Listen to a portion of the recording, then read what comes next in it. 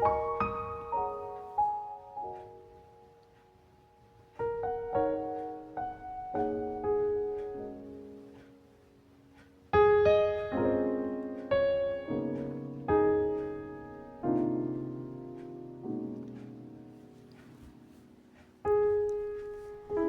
সকাল সবাইকে।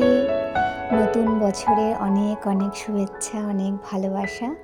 আজ নতুন বছরের আমার প্রথম ব্লগ।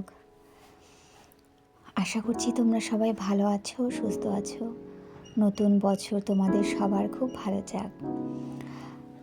আমি মোটামুটি ভালো আছি। সকালবেলা তো বিছানা গোছানো হয়ে গেছে, আর মেয়ে ড্রয়িং ক্লাসে যাবে, তাই আমি ওর ব্যাগটা একটু দেখে নিচ্ছি যে ব্যাগে সব কিছু ঠিকঠাক নিয়েছে কিনা।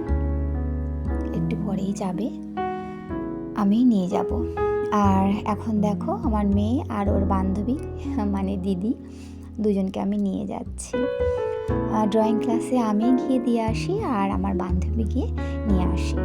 বন্ধুরা, বছরের প্রথম ব্লগ তোমাদের ভালো লাগলে অবশ্যই কমেন্ট করো, প্লিজ একটা লাইক দিয়ে পুরো ভিডিওটা দেখো, আর সাবস্ক্রাইব করে আমার চ্যানেলটির পাশে থেকো।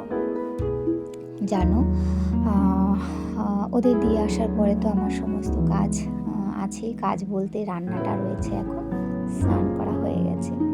যাই হোক, ওদের দিয়ে এসে আমি ছাদে জামা কাপড়গুলো মেলে নিচ্ছি। আর জানো, আজকে একটু শ্যাম্পু করেছি, আর এদিকে ছাদে উঠেছি, প্রচণ্ড হাওয়া লাগছে। আর দেখতেই পাচ্ছ সকাল দুপুর সব যেন একই রকম লাগছে। এখন 12টা বেজে গেছে, আর শ্যাম্পু করার কারণে না প্রচণ্ড শীত লাগছে, আর প্রচণ্ড ঠান্ডা তো আছেই, সঙ্গে হাওয়া। আর আজকে সকাল থেকে একটু রোদ নেই, জানো তো, এই জন্য কষ্টটা আরও বেশি, শীতটা বেশি লাগছে। আর আমি দুদিন ধরে আমি বা আমার হাজব্যান্ড, আমার মেয়ে, আমরা কেউই ভালো ছিলাম না। কারণ 2 তারিখ ছিল মিষ্টির বাবার অফিসের পিকনিক হয়েছে। এবার ওর বাবা রাত্রি 12টা বেজে গেছিলো, আস্তে আস্তে রাতেই ওদের খাওয়া দাওয়া ছিল। যাই হোক, রাত্রি 1টা নাগাদ শুয়েছি, মানে আমার মেয়ে ওর বাবা আসবে তারপরে ঘুমোবে, এরকম একটা বায়না ধরেছিল। যাই হোক, ওর বাবা তো এসছে, 12টার মধ্যে চলে এসেছিল।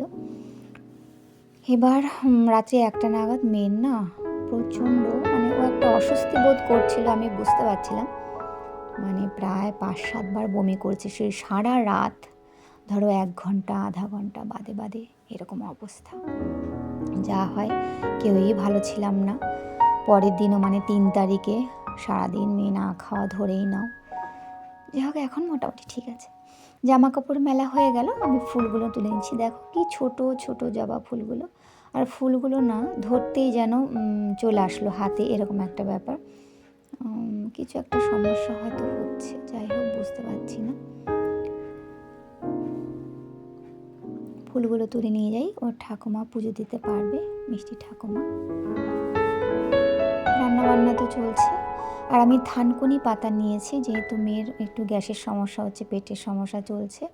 থানকুনি পাতা দিয়ে জ্যান্ত রুই মাছ এনেছে ওর বাবা, ঝোল করে দিচ্ছি। মেয়েও খাবে, ওর সাথে আমরাও খাবো। আর জানো তো, আমরা দেখো এখন এমন শীত পড়েছে, মানে সারাক্ষণই ধরতে গেলে, ছোটরা তো অবশ্যই, বড়রাও সারাক্ষণ গায়ে চাদর, সোয়েটার, এরকম গরম কাপড় পরেই থাকতে হচ্ছে, কিছু করার নেই। আর এতে পেটের একটা সমস্যা চলছেই, সেই কারণেই হয়তো আমার মেয়ে অসুস্থ হলো। যাই হোক, এখন মোটামুটি আছে। আর মাছের ঝোলটা তো হয়ে গেল, সামান্য একটু ধনেপাতা দিয়েছি। আর এখানে মাছের মাথা দিয়ে বাঁধাকপি করছি। বাদ বাকি রান্না মোটামুটি হয়েই গেছে, এই দুটো হলেই কমপ্লিট। এখানে দেখো মূলো ভাজা আছে, মিষ্টি ঠাকুমাই করেছে, বললো একটু মূলো ভাজা খাবো, উনি করে নিল। আর ওনার জন্য 1 পিস মাছ ভাজা রেখেছি, আর মূলো দিয়ে, অল্প একটু মূলো দিয়ে ডাল করেছি, মসুর ডাল।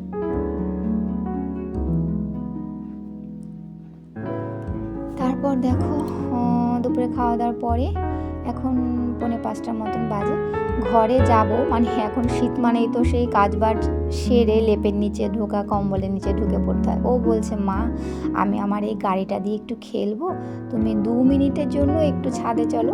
2 মিনিটের জন্য ছাদে এসেছে, আর ওর ছোট্টবেলাকার গাড়ি দিয়ে খেলছে। আর দেখো কি সুন্দর মিষ্টি একটা কালার, এই গোলাপটা ফুটেছে।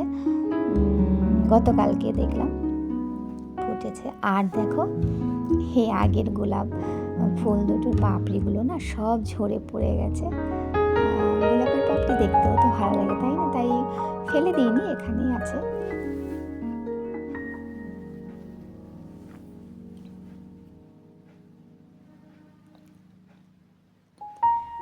আর দেখো আকাশের কি অবস্থা। রোদ থাকলে তো এরকমটা হয় না, মনে হয় না রোদ থাকলেও কত ভালো লাগে, কিন্তু আজকে আকাশটা এরকম, আজকে একটুও রোদ ছিল না। সকাল দুপুর বিকেল সব সময় একই রকম লাগছে। যাই হোক, নিচে নেমে এসেছি, আর এখন তো পুরো 5টা বেজেই গেছে। মেয়ে ড্রয়িং করছে, আর আমি এখানে কুলেখাড়া শাক এনেছে। এই শাকটা না সবসময় আমাদের এখানে পাওয়া যায় না, আবার অনেক সময় হয়তো থাকে, ওর বাবার সময় হয়ে ওঠে না আনবে, যে আমার জন্যই আনা এটা। যাই হোক, আমি কি করছি, আর তোমরা তো মানে আমরা সবাই জানি কুলেখাড়া গাছে কতটা মানে বড় বড় এবং শক্ত শক্ত কাটা হয়। তো ফ্রিজে রাখলে না, ক্যারি ব্যাগে করেই রাখি। তা ভাবছি যে কাঁটাগুলো না একটু কেটে কেটে রেখে দিই, পরিষ্কার করে রাখি, যাতে ফ্রিজে সবজি, অন্যান্য সবজিও তো থাকে, আনতে গেলে যাতে কাঁটার খোঁচা খেতে না হয়। আমি বেশ কয়েকবার খেয়েছি, জানো তো। আর এই কুলেখাড়া পাতাগুলো মানে শাক তো এখন আবার খাচ্ছি, খেতে গিয়ে পুরনো একটা কথা মনে পড়ছে। মানে আমার মেয়ে যখন পেটে ছিল তখন ডাক্তারবাবু বলেছিল হিমোগ্লোবিনটা অনেকটা নেমে গিয়েছিল কুলেখাড়া শাক খেতে, তখন খেতাম। আবার এতগুলো বছর বাদে আবার যখন একটু রুটিন টেস্ট করতে গেলাম, ব্লাড টেস্ট, তখনও একটু হিমোগ্লোবিনটা কম, যার কারণে আবার এই শাকগুলো খেতে হচ্ছে। যাই হোক, কী আর করা যাবে। শাকগুলো বাছা হয়ে গেল, দেখো কমপ্লিট। ভিডিওটা তাহলে এখানেই রাখি। তোমরা ভালো থেকো, সুস্থ থেকো, সাবধানে থেকো।